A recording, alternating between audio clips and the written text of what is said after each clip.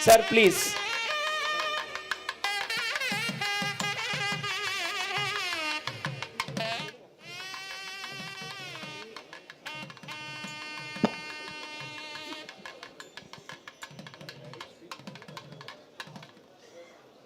On the dais,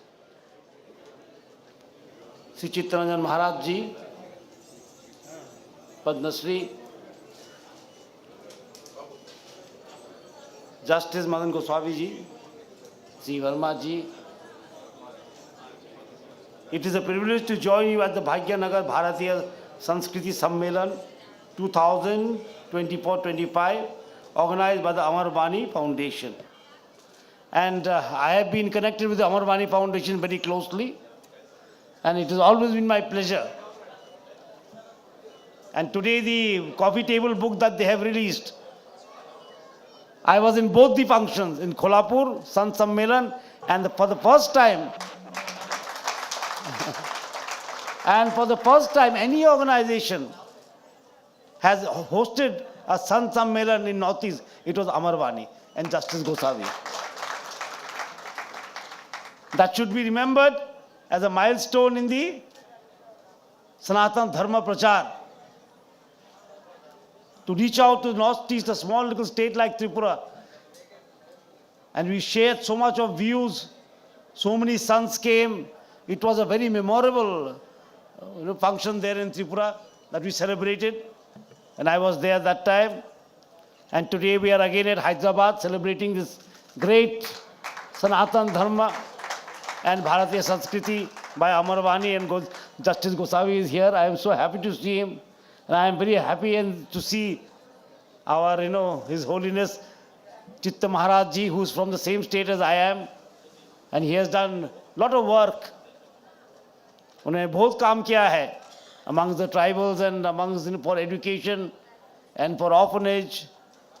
So it is his tireless work that has, got him recognition all over India. So today we are celebrating the Bhagyanagar Bharatiya Sanskriti. And I was just hearing Sanatan Dharma. Sanatan is nothing but something that evolves with time, that matures, the wisdom matures with time, that achieves greatness, and there is no end to it. It is something eternal. Like our Indian culture is eternal. Many people think that dharma is religion and religion is dharma. That is the wrong thing. For us, who belong to Sanatan Dharma, Sanatan is something that is eternal, which has no adi, which has no ant, which has no origin and has no ant, no limitations. And religion is something that comes from the Latin word religios, meaning rites and rituals. How to pray, how to do this, how to do that, that is religion. Ours is a dharma, we say. Sri Krishna also said dharma, use the word dharma. And dharma comes from the Sanskrit word dharan karna. Like this world is known as dhriti, dharitri, means it holds. And ma means man. Something that holds your mind to an upper level. Something that connects you with the Almighty. Something that connects you to the infinity is dharma. And that is what we follow here in our Indian tradition. We call our traditions the dharmic tradition. And in the word of Sri Krishna, dharma is right thought, right action. Right thought and right action. That is the basis of dharma. All religions in the world have one founder. We don't have one founder. All religions in the world have one doctrine. But we, the Sanatanis, don't have one doctrine. We say, ekam sat vipraha bodha vadanti. Satya ek hai, but it is interpreted by the learned people, by the knowledgeable people in many ways. Ekam sat vipraha bodha vadanti. And some of the meeting I was in, I was telling people that we are the only people in the whole earth, on the whole earth, who doesn't pray for themselves. We pray for the world. When we pray for peace, we don't say peace in our household. Or let me have peace with my wife. It is not that. When we pray for peace, we pray for peace for the whole world. Vanaspataya Santi, Oshadaya Santi, Santi Reva Santi. Let there be peace within peace, we say. Let there be peace in the forest. We are talking of the eco-balance. We are talking of the ecological balance. Who would have thought a mantra would say, Vanaspataya Santi? That's why we say we are of the Sanatani civilization. A civilization that evolves, that is eternal, that connects man to infinity. And we always say that the goal of our dharma is to reach fulfillment. That's why we have that Purna sloka in the Upanishad, Purnamada, Purnamidang, Purnat, Purnamudichyate, Purnasya, Purnamadaya, Purnameva Vasishyate. We want to become that whole. We want to link with that power. That is the search that we have done. And even in the opening lines of Upanishad, the only prayer that we have is Tamosoma Jyotirgamaya, Asadama Sadgamaya, Mittuma Amritangamaya. How life should be led. In 3 lines we have said it. No other dharma, no other philosophy in the world has summed up the human life, the world, in 3 slokas. Tamosama Jyotirgamaya, Asadama Sadgamaya, Mittuma Amritangamaya. 3 sentences summed up the whole thing. This is the essence of the philosophy of India. And we have summed up what is life. In other traditions, you'll find books and books. What is life? Meaning of life. What is the hidden meaning of life? What is the super meaning of life? How to lead a life, without tension. And what we have said, what is the meaning of life? What is the, goal of life? We have just said it in 1 sloka. Purnamada, Purnamidang. To reach fulfillment. And we are the only civilization that said the fulfillment cannot come only through economic means or only through worldly materialistic way. Fulfillment is also fulfillment of the spirit. Your body may want money, external wants are great. But the internal want is that wanting to be content. Wanting to be content. And when Arjuna asked Krishna in the battlefield, on the chapter Bhakti Yoga, what is bhakti? He says, bhakti is nothing but to be self-sufficient. And the word for self-sufficient in our Indian philosophy is Atmanirbhar. Self-sufficient word is Atmanirbhar. How to rely on the soul. Spirituality. We don't say pocket nirbhar or bank nirbhar or paisa nirbhar. We say Atmanirbhar. Tasmin tushte jagat tushte. When the soul is satisfied, the whole world is in harmony. This is the teaching of our religion that we do, or our dharma, as you say. Religion is not the word, though we keep using it very commonly, so it comes, automatically. We have been conditioned that way. And we have always believed that the sants, Amarvani, the Sant movement, the Bhakti movement, is the most pure form of spirituality. The Bhakti movement is the most purest form of our thought process. We never said anyone is great, anyone is small. One of our sons said, an elephant cannot pick up a grain of sugar, an ant can. So all our capabilities are different. The sons realized that.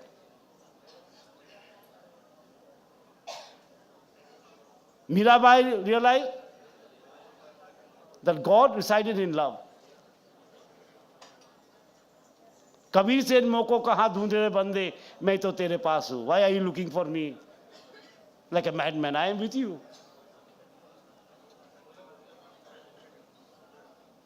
Because that we in India we believe in the omnipresence of God, that God is present everywhere. I keep telling people in many of my speeches that the West only sees, if you believe in many gods, you are polytheist. If you believe in one God, you are omniatheist. This is their vocabulary. We are neither omniatheist, we are neither polytheist, neither we are multi-atheist. We are believing that God is everywhere. That is, we are omniatheist.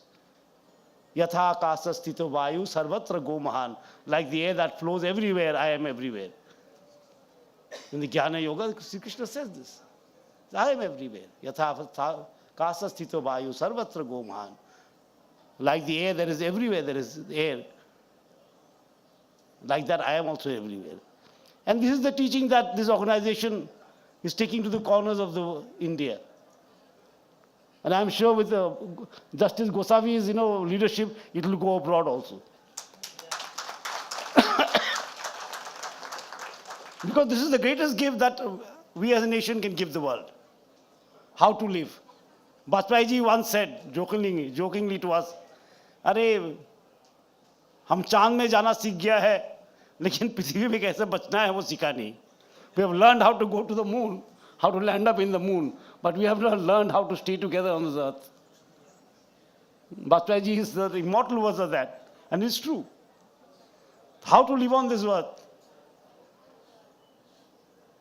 with harmony, with love, with justice, with inclusiveness.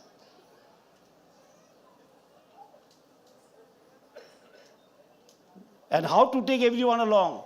Sarve bhavantu sukhina. We do not say that only our religion people should be sukhi.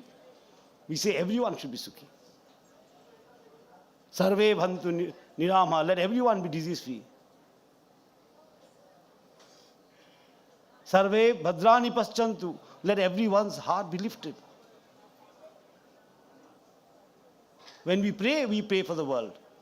That's why we are the nation that gave that big, that saying that we now in modern world say it very closely, and all the time we are repeating it, global village, global village.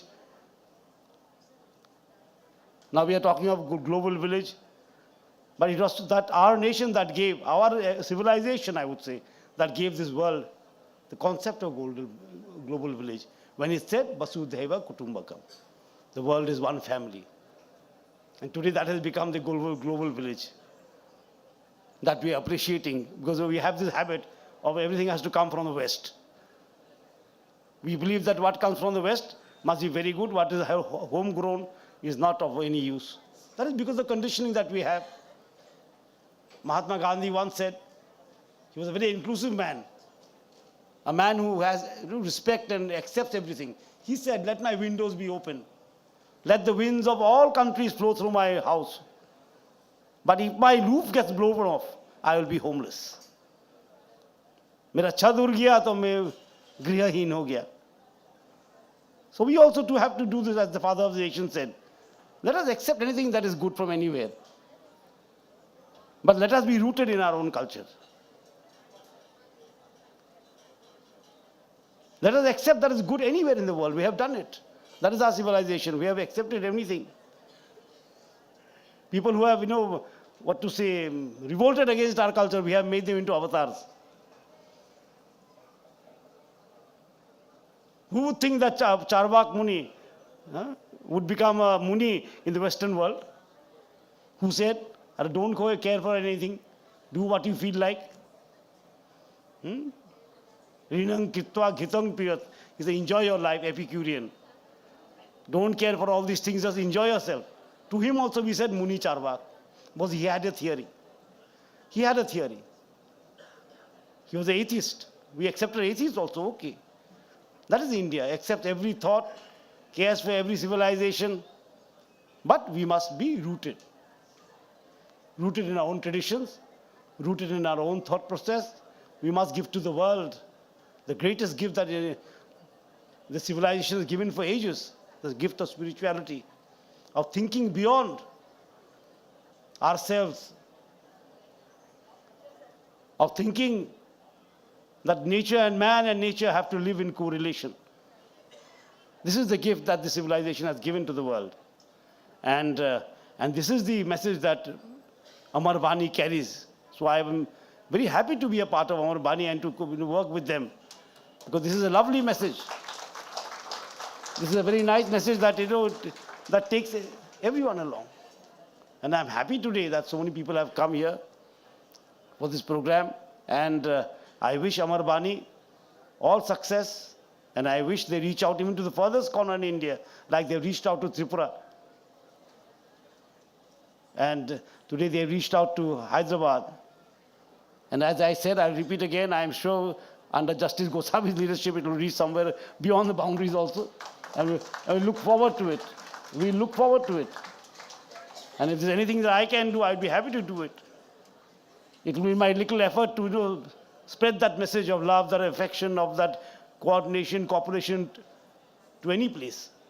The Sant Bani, the Banis of the Sant, or the sayings of the Sant are so precious these days. In these days of stressful living, in these days of suicides and nervous breakdowns and depressions, the teachings of the Sants have more relevance than ever before. The teaching of love, affection, the simplicity of their words, the effectiveness of the words, of the teachings, that is something to imbibe in this modern society evermore. Even than before, today it is more relevant. And Amar Bani is carrying this message to all parts, and I wish them all success, and I wish you all my good wishes to you, and especially to the awardees who have won and who have got awards. I'm sorry, who have been awarded. One gentleman has given 3 of his books to me. I will sure go through them. It will take a little time, but I'll go through them surely. And I think it's a very nice subject that I've written, a trilogy on this subject is a very nice thing. And I wish all of you all the best. Thank you so much. Jai Hind, Jai Bharat. Thank you very much, sir. Really, we the people of Telangana